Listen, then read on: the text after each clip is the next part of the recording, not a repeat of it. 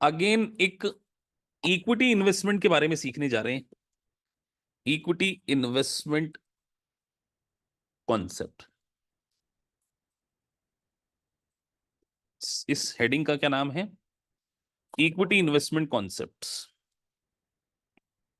आप मुझे बताइए, इक्विटी इन्वेस्टमेंट कॉन्सेप्ट जो है, अगर हम डिस्कस कर रहे हैं, ये ऑनरशिप में है या आप किसी कंपनी को डेट प्रोवाइड कर रहे हैं, इसको ऑनरशिप बोल सकते हैं। आप अगर किसी कंपनी के इक्विटी शेयर या कॉमन शेयर जिसको बोलने खरीदते हैं, तो बेसिकली क्या है ये? बेसिकली आप किसी कंपनी के ऑनरशिप में इन्वेस्टमेंट कर रहे हैं। तो इक्विटी इन्वेस्टमेंट की जो अकाउंटिंग होती है वो तीन तरीके से होती है, 3 टाइप्स। और ये तीनों अकाउंटिंग को बहुत अच्छे से समझना बहुत जरूरी है। एक होती है फेयर वैल्यू अकाउंटिंग। क्या होती है फेयर वैल्यू अकाउंटिंग? एक होती है कंसोलिडेशन।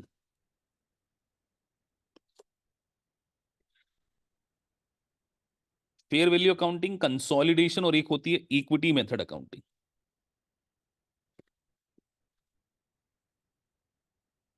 और ये तीनों मेथड के ऊपर एग्जाम में क्वेश्चन आने की भरपूर संभावना। और जब स्पेसिफिकली आईएफआरएस वाले स्टूडेंट या यूएससीपीए में जब कंसोलिडेशन चैप्टर बच्चे पढ़ते हैं, तो यहां पर कंफ्यूजन उनको हो जाता है, क्योंकि कहीं ना कहीं वो थोड़ा सा मिस कर रहे होते हैं बेसिक कॉन्सेप्ट को। तो मैं आप लोगों से पूछता हूं, आपने किसी कंपनी के शेयर में इन्वेस्टमेंट किया है, जनरल एंट्री क्या पास करना चाहिए? सिंपल सा क्वेश्चन। कोई मैंने आपसे ऐसा क्वेश्चन नहीं पूछा, बहुत टेक्निकल क्वेश्चन पूछा कि आपने किसी कंपनी में अगर इन्वेस्टमेंट किया है कॉमन शेयर में, तो जनरल एंट्री क्या होती है?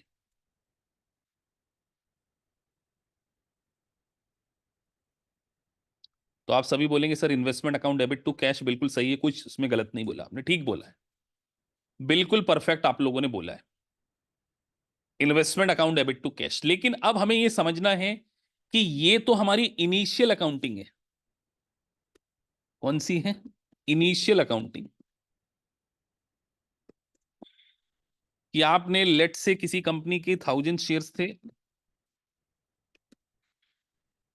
और आपने एक शेयर को $12 में बाय कर लिया, तो आपने जनरल एंट्री पास कर दी sir, investment account debit to cash, कोई दिक्कत नहीं है सर।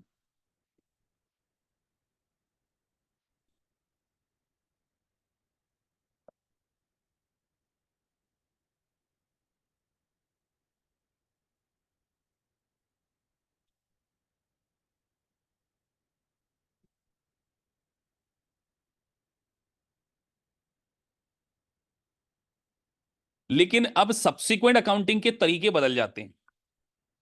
सब्सिक्वेंट अकाउंटिंग के तरीके ऐसे बदल जाते हैं कि अगर आपकी होल्डिंग लेस देन 20% है, तो तरीका अलग होगा। Sir more than 20%, but less than 51%। और यहां 50, मोर देन 50%, ये कॉन्सेप्ट मैं आपको समझा रहा हूं। बात समझ में आ गई? मुझे बताइए, अगर मोर देन 50% है, तो क्या हम ये बोल सकते हैं कि उस कंपनी में हमारा कंट्रोल आ गया है, वो हमारी सब्सिडरी हो गई है? आज अगर आप किसी कंपनी के, लेट से आप अगर रिलायंस कंपनी के 50% से ज्यादा शेयर खरीद लें, तो आप उस कंपनी के मालिक हैं या नहीं है?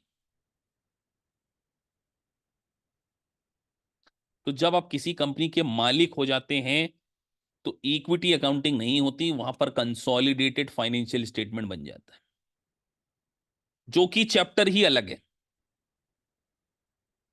If your holding is more than 50%, you will be the owner of that company. So फिर आपको कंसोलिडेशन, आपको mandatory, this is the requirement of US GAAP as well as IFRS. US GAAP भी बोलता है और आईएफआरएस भी बोलता है जब आप सीपीए का ऑडिट पढ़ेंगे तो इसके ऊपर एक क्वेश्चन आएगा सिमुलेशंस में, आप देखना वहां पे लिखा है कि कंपनी ने कंसोलिडेशन नहीं किया तो इसका मतलब departure of applicable financial reporting framework. तो ये नॉलेज होना चाहिए ऑडिट के पेपर के लिए भी, लेकिन अभी हम ऑडिट नहीं पढ़ रहे। मैंने आपको कई बार बोला है बेसिक क्लासेस आपके यूएस सीपीए के ऑडिट को पास करने में हेल्प करेगी। तो कंसोलिडेशन करना मैंडेटरी है या ऑप्शनल है? मैं आपसे पूछ रहा हूं, इट इज मैंडेटरी और ऑप्शनल?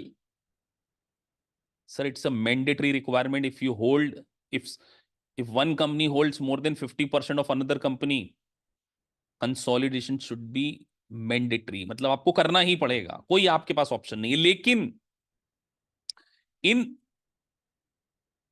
इन दोनों में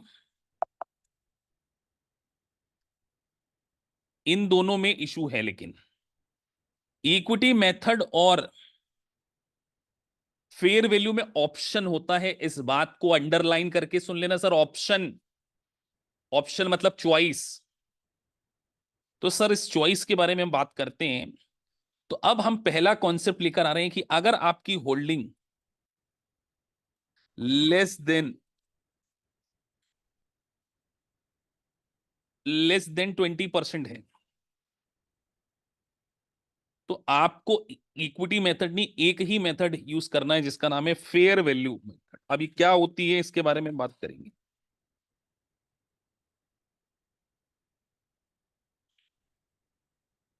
फेयर वैल्यू मेथड में बच्चे बहुत मिस्टेक्स करते हैं कई बार। मैं बहुत माइन्यूट चीजों को कवर करने जा रहा हूं यहां पे, बिल्कुल माइन्यूटली। सर आपने एग्जांपल लिया, आपने किसी कंपनी के शेयर, ये एग्जांपल आपने लिया कि आपने कंपनी के शेयर थे 1000 शेयर, उसको $12 में खरीदा, मतलब आपका इन्वेस्टमेंट था $12,000। ये इनिशियल अकाउंटिंग हो गई, जर्नल एंट्री पास कर दी। अब मान के चलिए जिस दिन आप बैलेंस शीट बना रहे हैं 31 दिसंबर,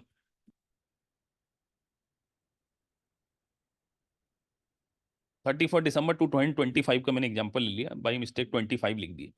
लेट से कंपनी के शेयर की वैल्यू हो गई $14। तो बताइए आपको कुछ प्रॉफिट हुआ या नहीं हुआ?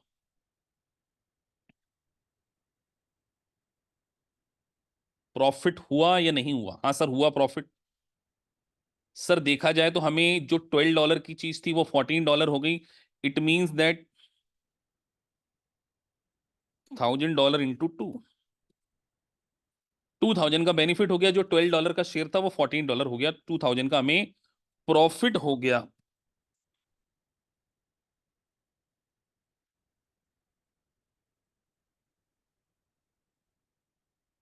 अब ये प्रॉफिट रियलाइज प्रॉफिट है या अनरियलाइज? रियलाइज है या अनरियलाइज? तो सर ये है अनरियलाइज प्रॉफिट। लेकिन अब आपको कंफ्यूजन होगा एक, कि सर इस प्रॉफिट को हमने कहां डालना है। अनरियलाइज प्रॉफिट के लिए मैंने आपको कभी एक बात बताई होगी कि एक अनरियलाइज प्रॉफिट ओसीआई में जाता है, लेकिन एक बात आज आप कसम खा लो, अगर इक्विटी सिक्योरिटी है तो कभी भी ओसीआई में नहीं जाएगा। किस में जाएगा बेटा? नेट इनकम में। कसम खा लोगे ये? हम डेट सिक्योरिटी की बात नहीं कर रहे हैं, हम तो इक्विटी सिक्योरिटी की बात कर रहे हैं। तो सर सिंपल सी बात है, आपको एक जनरल एंट्री पास करनी पड़ेगी, वो जनरल एंट्री आप लोगों ने बताना है।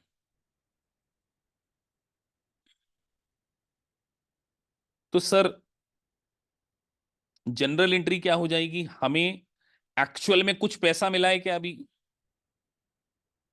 एक्चुअल में कुछ पैसा मिला है क्या? कुछ भी नहीं मिला सर।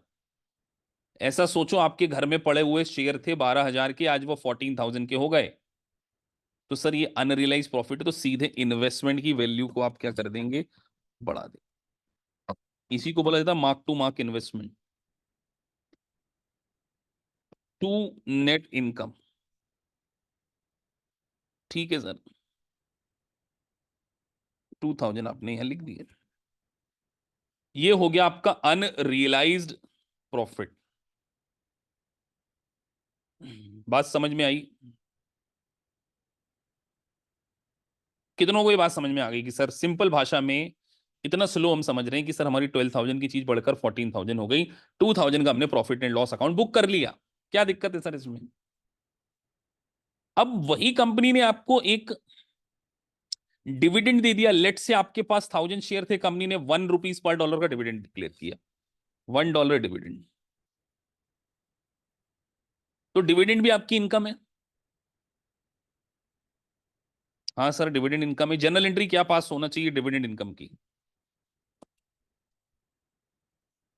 डिविडेंड की सर एक सिंपल सी एंट्री पास हो जाएगी, cash account debit to dividend income.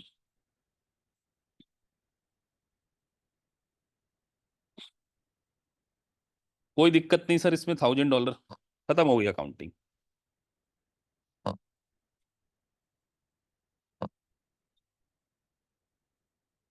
तो सर ये डिविडेंड, अब आपकी बैलेंस शीट में वो इन्वेस्टमेंट कितनी वैल्यू पर आ रहा है? आज की डेट में बैलेंस शीट डेट पर अगर मैं 31 दिसंबर को, तो सर बहुत ही सरल सी बात पूछते हो आप, ये सर आपने बढ़ा तो दिया 12,000 प्लस 2,000, तो जो आपकी बैलेंस शीट में जो इन्वेस्टमेंट आ रहा है वो किस वैल्यू पर आ रहा है? 14,000।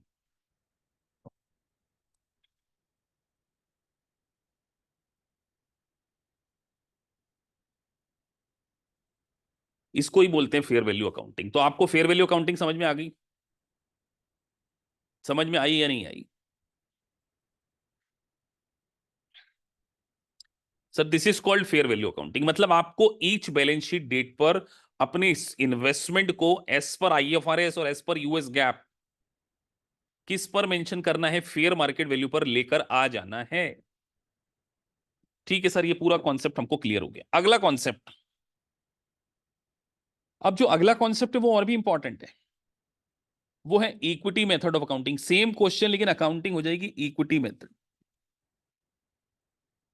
तो इक्विटी मेथड तब एप्लीकेबल होता है जब मोर देन 20% होल्डिंग हो, लेस देन 50%।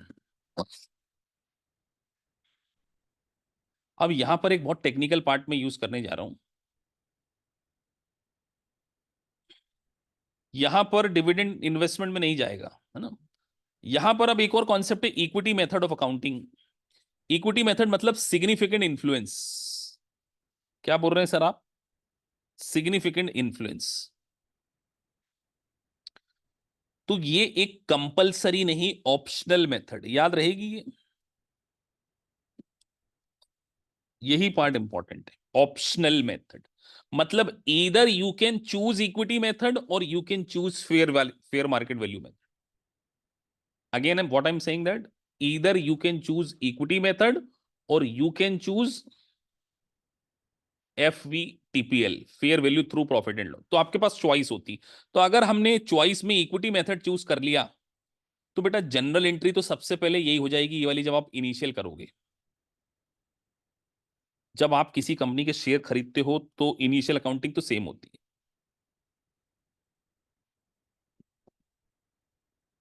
12,000 का हमने इन्वेस्टमेंट करा, तो 20% से ज्यादा हो तभी इक्विटी मेथड यूज करेंगे, अदरवाइज करना नहीं है। और अगर 20% से ज्यादा भी है तो भी ये ध्यान रखना है कि क्वेश्चन आपसे कह रहा हो कि ऑर्गेनाइजेशन ने इक्विटी मेथड ऑप्शन को चूज किया है, उस ऑर्गेनाइजेशन के पास अनदर ऑप्शन है कि वो फेयर मार्केट वैल्यू को भी चूज कर सकते। थोड़ा सा टेक्निकल पॉइंट है, ज्यादा नहीं। अब सबसे बड़ी कहानी ये आती है कि सर 31 दिसंबर को वो जो वैल्यू हो गई थी $14, क्या इन्वेस्टमेंट को बढ़ाकर 2,000 बढ़ाकर 14 पे ले जाना चाहिए, यस और नो? यस और नो? तो बस यही, ये बात ध्यान रखना है कि इक्विटी मेथड में चेंजेस इन फेयर वैल्यू को इग्नोर किया जाए।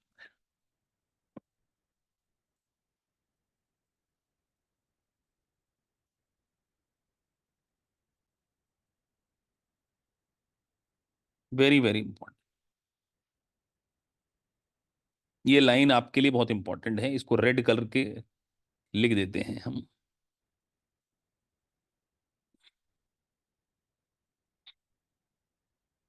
Changes in fair value should be ignore in which method?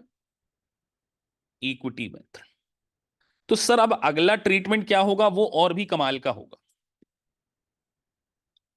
Sir equity method एक और बात के ऊपर फोकस करती है कि आपने किसी कंपनी की ऑपरेशन पॉलिसी में सिग्निफिकेंट इन्फ्लुएंस किया है, तो आपको उसके प्रॉफिट का कुछ हिस्सा मिल जाना चाहिए जैसे ही वो कमा लेती है। क्या बोल दिया सर आपने? प्रॉफिट में हिस्सा, हिंदी में लिख देता हूं, मिल जाना चाहिए। सिंपल भाषा में मैंने लिख दिया, कई बच्चे कंफ्यूज हो जाएं इस लाइन के ऊपर।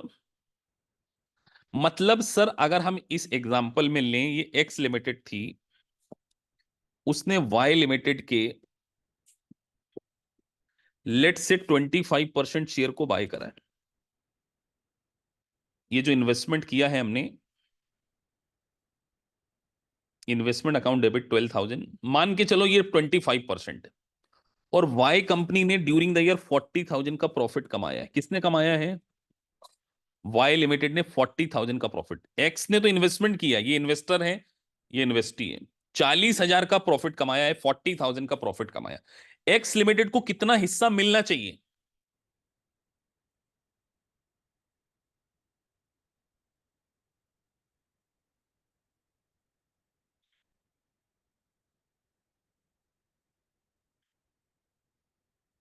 तो सर 40,000 का 25% होता है 10,000। 10,000 मिलना चाहिए। तो जैसे ही वो प्रॉफिट कमाएगी, भले एक्चुअल में डिस्ट्रीब्यूशन ना हो, जैसे ही वो प्रॉफिट कमाएगी एक्चुअल में डिस्ट्रीब्यूशन ना हो, हमारे इन्वेस्टमेंट की वैल्यू को बढ़ा देगी। किसकी वैल्यू को बढ़ा देंगे sir? Investment account debit to net income 10,000। बात समझ में आ गई? क्या फेयर वैल्यू ऑप्शन में ऐसा कुछ हम कर रहे थे, यस और नो? बात समझ में आ गई क्या करना है? कितनों को ये बात समझ में आ गई? वो हैंड रेस कर दो बेटा। फीडबैक लाइव क्लास में चाहिए होता मुझे। चलो, 90% बच्चों को समझ में आ गया है।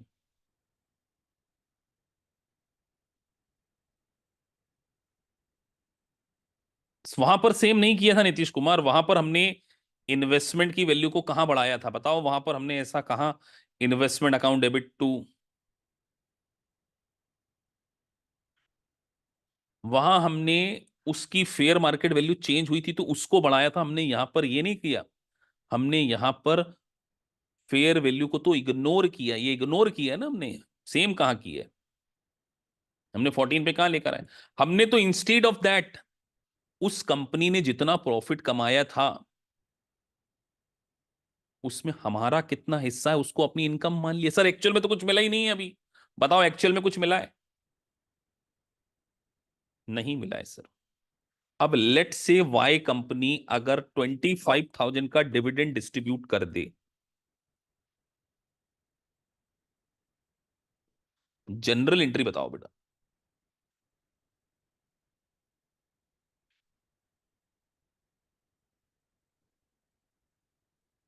25,000 का डिविडेंड दिया वाई लिमिटेड ने, आपको कितना मिलेगा? बस मैं तो आपसे ये पूछना चाहता हूं, आपको कितना मिलेगा? आपको मतलब सर एक्स लिमिटेड को। सर 40% होल्डिंग कितनी परसेंट थी? 25%। तो 25,000 का 25% निकालना पड़ेगा सर पहले तो, इंटू 25%, 6250। तो सर अब अगर अपने को ये कैश में मिल गया,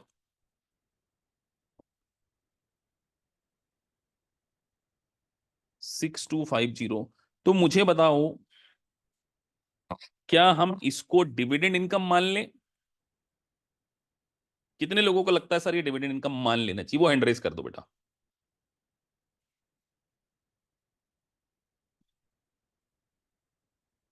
नहीं मानेंगे। क्यों? क्योंकि इनकम तो हम पहले ही मान चुके हैं, जैसे ही उसने इस प्रॉफिट में से वो हमको डिस्ट्रीब्यूट कर रहा है, तो हम यहां पर हमारे इन्वेस्टमेंट की वैल्यू को कम कर देंगे। This is called equity method of accounting.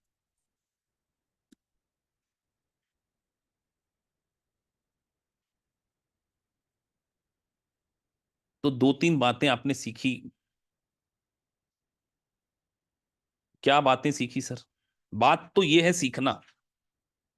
Sir सबसे इंपॉर्टेंट बात हमने ये सीखी कि इक्विटी मेथड के अंदर जो भी चेंजेस इन फेयर वैल्यू होता है उसको तो इग्नोर करते हैं। एमसीक्यू में अगर ऐसा क्वेश्चन पूछ लिया जाए और आप तो रट्टाफिकेशन मार रहे थे, जनरल एंट्री भी पूरी आती थी लेकिन ये लाइन नहीं आती थी, तो फिर क्या करोगे? ये बहुत इंपॉर्टेंट बात है ना, ये लाइन भी तो पता होनी चाहिए ना सर, की क्या चलना है। और सर इनकम हम सीधे प्रॉफिट में से मान लेते हैं, और डिविडेंड जब मिलता है तब कोई इनकम रिकॉर्ड करते हैं क्या? लॉस होता तो एंट्री उल्टी हो जाती, इन्वेस्टमेंट की वैल्यू को कम कर देते कृष्णा। सर डिविडेंड मिलता है तो डिविडेंड की इनकम रिकॉर्ड नहीं करते, इन्वेस्टमेंट को रिड्यूस करते, क्योंकि ऑलरेडी इन्वेस्टमेंट को बढ़ा रखा था यहाँ। This is the basic difference between equity method और फेयर मार्केट वैल्यू। लेकिन सर इक्विटी मेथड और फेयर मार्केट वैल्यू ऑप्शनल है। क्या है बेटा? ऑप्शनल। अब मुझे बताइए, इन्वेस्टमेंट की value at the end of the year in case of equity method, आपने बताना है।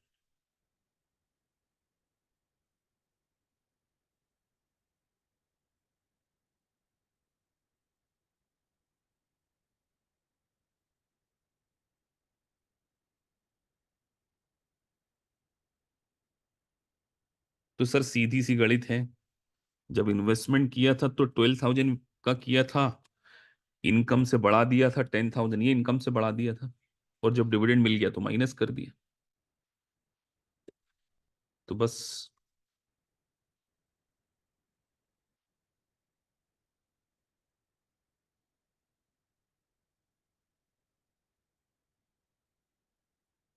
बात समझ में आ गई। प्लस माइनस देख लेना, गलती तो नहीं होगी मुझसे। 15,750, क्योंकि कुछ थे 13,750 लिख रहे हैं, चेक कर लेना आप लोग। क्या आज के बाद आपको कंसोलिडेशन और इक्विटी और फेयर वैल्यू में किसी प्रकार का कोई, अब सर कंसोलिडेशन की अकाउंटिंग तो पूरा चैप्टर पढ़ाया जाएगा, क्योंकि कंसोलिडेशन की अकेले कोई जनरल एंट्री पास नहीं होती है।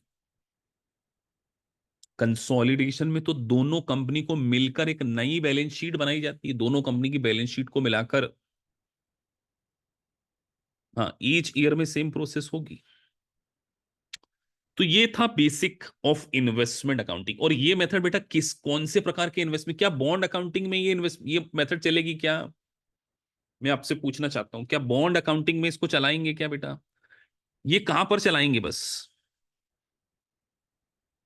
सर ये केवल और केवल ऑर्डिनरी शेयर में इस मेथड को ही हम क्या करेंगे, यूज करने वाले हैं। सर बॉन्ड अकाउंटिंग, लोन की अकाउंटिंग आपने समझाई है क्या सर? हाँ बेटा, पहले दिन समझाई थी, याद है किसी को लोन अकाउंटिंग? उसमें आपको याद होना चाहिए कि इफेक्टिव इंटरेस्ट मेथड, वो सारी चीजें हमने सीखी थी।